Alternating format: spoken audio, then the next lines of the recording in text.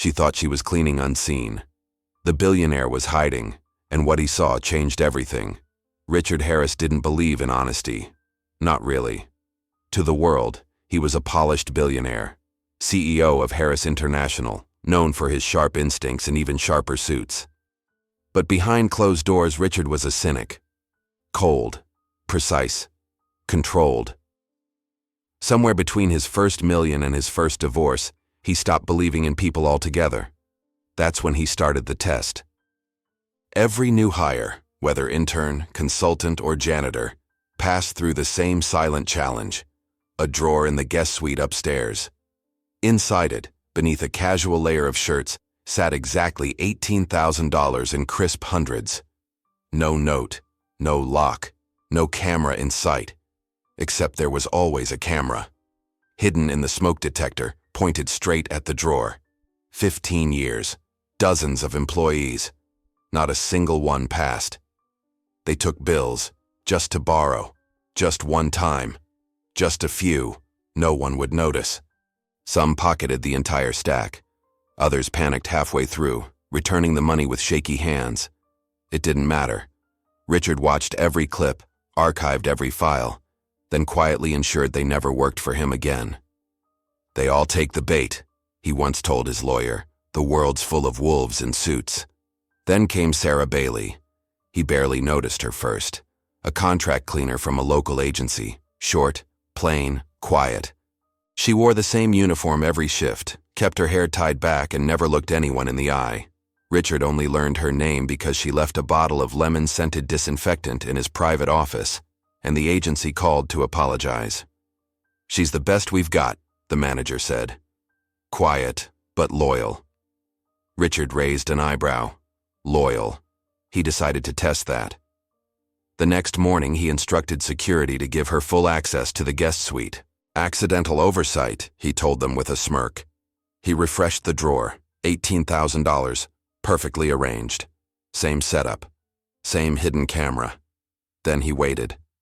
The footage began at 8:12 p.m. Sarah entered the room alone, pushing her cart. She moved methodically, dusting shelves, straightening pillows, wiping down handles. For 22 minutes, nothing unusual. Then she opened the dresser drawer. Richard leaned forward in his office chair, drink in hand. She paused. The money lay there, exposed. Her eyes didn't widen. Her breathing didn't change. Slowly, she reached into the drawer and pulled the stack out, not to steal it, but to straighten it.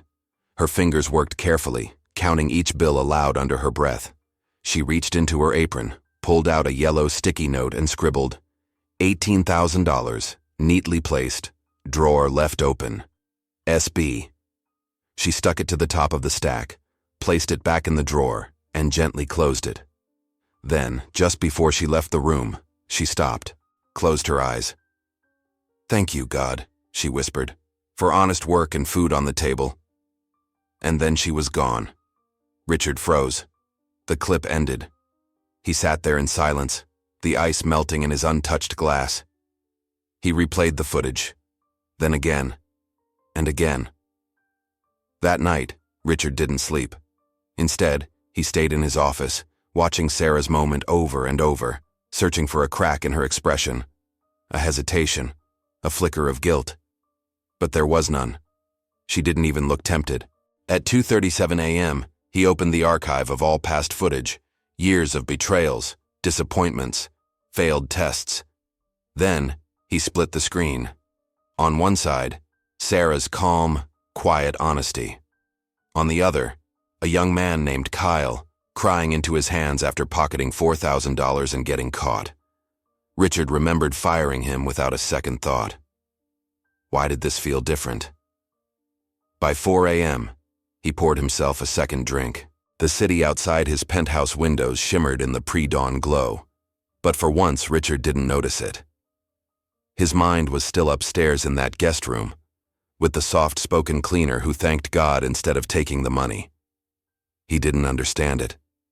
Couldn't explain it. All he knew was this.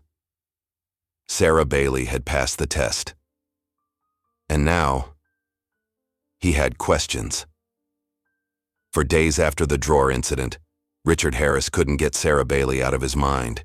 He wasn't used to being surprised. In fact, he had spent years building a life precisely so he wouldn't be. Money made people predictable. Power made them compliant. But Sarah had walked into a room full of temptation and walked out with her head held high. And somehow, that unsettled him more than any betrayal ever had. He pulled up her profile through the agency. No red flags. Age 31, high school diploma, single, no debts, no criminal record. Lived in a modest one-bedroom apartment across town. Worked 2 cleaning jobs and took care of her elderly father on weekends. It didn't add up. People in desperate situations always took the money. That was the rule. Richard had built an empire on that principle. Expect the worst, reward the useful, discard the rest. But Sarah didn't fit, so he called the agency. "Sarah Bailey?" the manager said. "She's been with us almost 4 years. Shows up early. Never complains. Turned down a raise last year so someone else could keep theirs. Why? Did something happen?" "No," Richard said. "Quite the opposite." He hung up and stared out the window, watching the city pulse beneath him. Then, almost on impulse, he set up one more test. This time it was subtle. No grand drawer full of bills.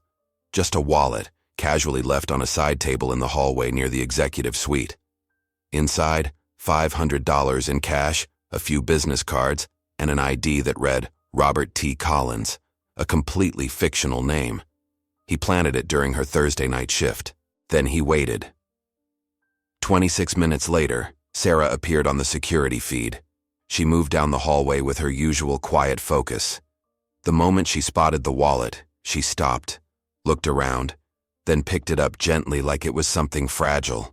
She flipped through the contents, checked the ID, then walked straight to the front desk and turned it in. "Someone dropped this," she said simply.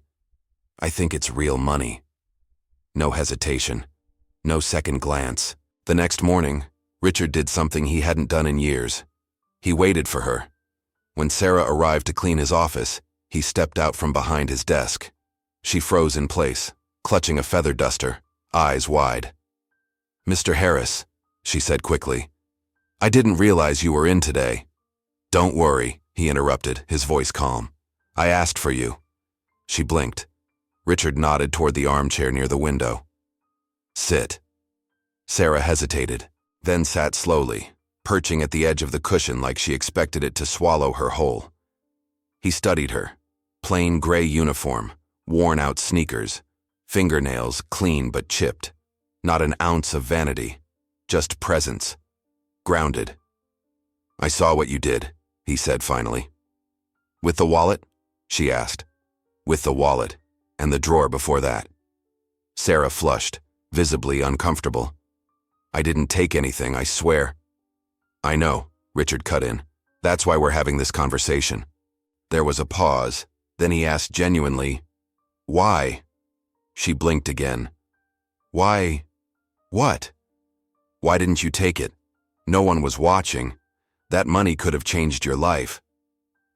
Sarah's answer came without a beat. "I don't want money that isn't mine." Richard tilted his head. "That's a very rare opinion." She shrugged. "Maybe, but I've had enough taken from me in life. I won't be part of that cycle." He leaned forward. "That's not idealism?" "No. It's self-respect." He smiled, just slightly. "Interesting." Sarah looked toward the window.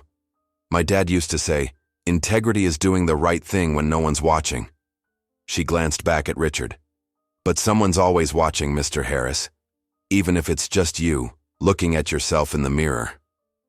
Richard stared at her, caught off guard by how unpolished and yet deeply composed she was. There was no performance here, no game, just truth, as she saw it. He exhaled. "I want to offer you something." Sarah blinked again. "A bonus?" "No," Richard said. "A job." Now she looked genuinely confused. "As what?" "My personal administrative assistant." Silence. The words hung between them like something absurd. She looked down at her cleaning gloves, then back at him. "I've never worked in an office." You'll learn. I didn't go to college. I didn't finish mine. I don't even know what an administrative assistant does. You'll figure it out. Sarah opened her mouth to protest again, but stopped. There was something in Richard's face. Not kindness exactly, but a strange kind of curiosity. As if she had become a puzzle he couldn't quite solve, and he was giving her a chance to change the picture entirely. She stood slowly. You're serious? Richard nodded once. I don't make jokes, especially not about hiring. Sarah looked down at her hands. I'll think about it. You have until Monday, he said. The offer won't wait longer. Sunday night, Sarah stood in front of her bedroom mirror, trying on borrowed clothes from her cousin. Slacks a size too big, blouse slightly faded. Her nerves were a storm under the surface, but her face was calm. Her father watched her from the couch, smiling gently. Whatever happens, he said, remember who you are. She nodded. Monday morning, Sarah Bailey walked into Harris International not with a mop cart, but a handbag. She stepped into the elevator, surrounded by people in suits and high heels. She clutched the strap of her purse like a lifeline. When the doors opened on the executive floor, she stepped out, head high, breath steady. The lobby gleamed. The marble floors reflected everything. And for the first time in her life, Sarah felt like she was walking into a future she hadn't dared to imagine. Sarah Bailey had never used dual monitors before, or Microsoft Teams, or a scheduling software that sent alerts every 15 minutes and beeped if she missed one. Her first week as Richard Harris's assistant was like being dropped into the middle of a language she didn't speak. She smiled too much, apologized too often, spilled coffee once on the edge of his desk and nearly quit out of shame. But she didn't quit. She stayed late after hours, teaching herself to navigate spreadsheets and presentation decks. She watched YouTube tutorials on corporate email etiquette. She carried a notebook everywhere, scribbling notes like they were gold. Slowly, her stumbles turned into steady steps. And Richard noticed. He didn't say much, but every once in a while, he'd pause behind her at her desk and offer a word of guidance. No need for long greetings and emails. Or, use bullet points, executives don't read paragraphs. And then one day, good job on that vendor follow-up. You saved us $30,000. She blinked. I did? He nodded. And you didn't even notice. That's called instinct. She smiled for the first time in days. Richard, to his own surprise, found himself smiling back. Then came Heather. He hadn't seen her in nearly 3 years. She returned like she always did, flawlessly dressed, confidently late, and entirely uninvited. She appeared in his office without warning, red lipstick perfect, heels clicking like punctuation marks. Well, she said. Still living in the clouds, Richard? He looked up from his laptop unimpressed. I see Milan finally kicked you out. Heather laughed unbothered. They begged me to stay. I just missed your charming sarcasm. He didn't smile. What do you want? To talk, catch up, maybe reconnect. His eyes narrowed. Why now? Heather's smile didn't falter, but her eyes scanned the room. They landed on Sarah, who sat at the assistant's desk outside. She wore a navy blouse, her hair pulled back in a simple ponytail, eyes focused on a screen. Heather tilted her head. And who's this? Sarah, Richard said flatly. My assistant. Assistant? Heather's tone lifted, surprised, almost amused. That's unexpected. Sarah stood and nodded politely. Nice to meet you, ma'am. Heather gave a tight smile, then turned back to Richard. We should celebrate your birthday. Something big. You haven't hosted a party in years. I don't do parties, he muttered. Heather's smile sharpened. You do now. 2 weeks later, the Harris Birthday Gala was the most anticipated corporate event of the season. Heather planned it meticulously. Guest list curated with power players, media representatives, and just enough former flames to keep whispers alive. Sarah received an invitation too. Embossed, hand-delivered. She almost didn't go. But Richard stopped by her desk the morning of the party and said quietly, You should come. You've earned your seat in that room." So she went. The ballroom glittered with chandeliers and ambition. Everyone wore black tie. Sarah arrived in a borrowed dress, simple, navy blue, a modest neckline and scuffed shoes beneath the hem. She stood by the wall, holding a glass of water, trying not to shrink. Heather spotted her within minutes. "Sarah, right?" she said, gliding over in a silver gown that shimmered like frost. "I hope you're enjoying the party. It's not every day the cleaning staff gets invited." Sarah flinched. "I'm not cleaning tonight." Heather laughed, her voice loud enough to draw attention. "No, of course not. You're playing assistant now. That's adorable." Several people nearby turned to listen. A few snickered. One executive raised an eyebrow. Sarah's throat tightened. She nodded, setting her glass down quietly. But before she could walk away, a voice cut through the crowd like a knife. "Enough." The room turned. Richard Harris stood by the bar, glass in hand, eyes locked on Heather. "I invited her," he said, voice calm but cold. "She's not here because of charity or sentiment. She's here because she's the most honest, capable, and valuable person I've met in the last 20 years. The silence that followed was deafening.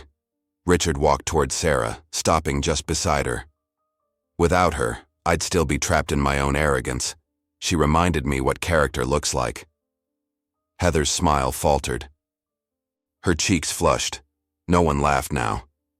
Sarah tried to slip away, but Richard turned to her. "Thank you," he said softly, "for showing me a better version of myself." She looked up at him, stunned, then nodded, holding back the tears pressing against her eyes. The rest of the party continued, but the air had shifted. Conversations resumed, but glances lingered. And Heather disappeared before dessert was served.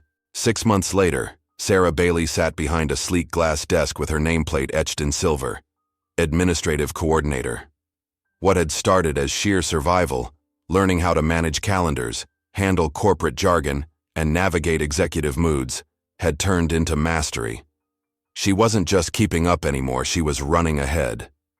By the end of her first quarter, Sarah had reorganized Richard's daily operations to reduce wasted time by 30%. By the next, she'd streamlined vendor contracts, saving the company over $200,000, so Richard promoted her again. Now operations manager, she oversaw departments that once ignored her emails. She was quiet, yes, but never passive. She listened more than she spoke. And when she spoke, she had numbers, data, and a logic that couldn't be denied. Still, not everyone applauded. Whispers followed her in elevators and meetings. She was just a janitor. Must be sleeping with the boss. Nepotism at its finest. Sarah heard it all, and ignored it all. Because every morning she arrived early, and every night she left late. The work was her answer. But not everyone wanted her to succeed, especially Heather. After her public embarrassment at the party, Heather vanished for a while. But she hadn't gone far. Revenge for someone like her was never off the table. It just took planning. So she found a journalist, Kenneth Marks, a columnist known for digging into corporate scandals. Heather invited him to the grand opening of Harris International's new headquarters, disguising it as a generous PR opportunity. What she really wanted was blood. "Ask about the janitor turned executive," she told him. "Ask about the backdoor deals, the favoritism, the real reason she's there." He agreed.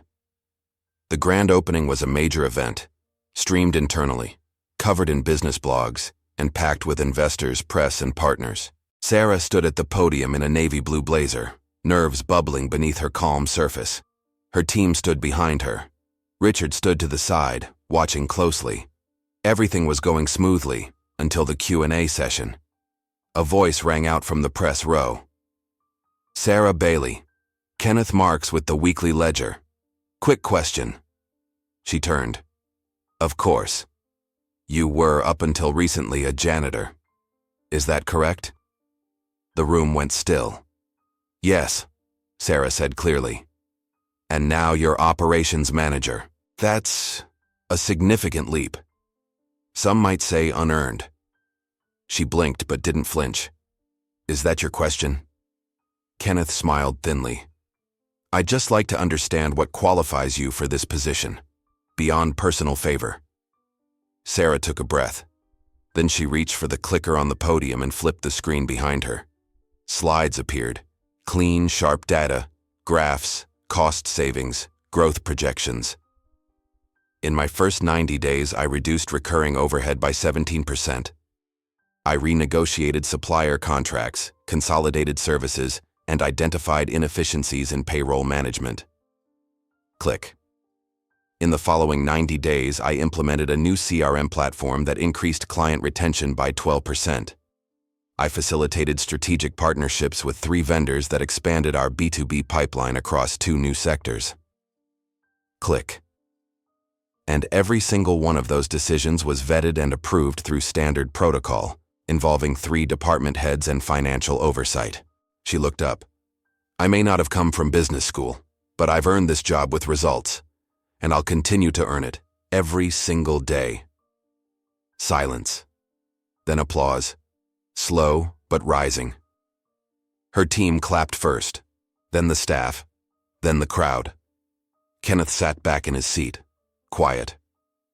Heather, standing near the back, turned and walked out before the event ended. By Monday, Sarah's speech had circulated through the company intranet. By Wednesday, it was being shared in management groups as a case study in leadership under pressure. And by Friday, the whispers were gone. Weeks later, Sarah stood at a podium again, but this time, at a local women's leadership conference. Her story had caught the attention of a nonprofit that supported women transitioning from blue-collar work into corporate spaces.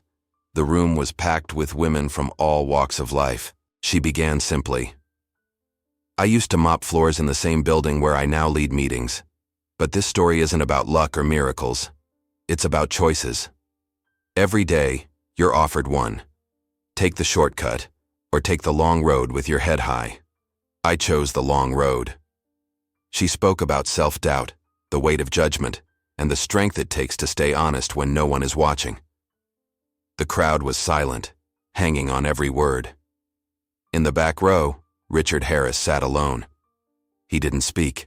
He didn't even clap until the very end. But his eyes, sharp and guarded for most of his life, held something rare: pride, and maybe even gratitude. Heather left the city the following week. She didn't say goodbye. She didn't need to. By then, her silence said everything. That night after the conference, Sarah returned to her modest apartment. Same creaky floors, same chipped mug waiting by the sink. She hung up her blazer, put on an old hoodie, and sat by the window. Out there, the city buzzed with ambition. In here, it was still and safe. She was no longer the girl who walked in terrified of polished floors and power ties.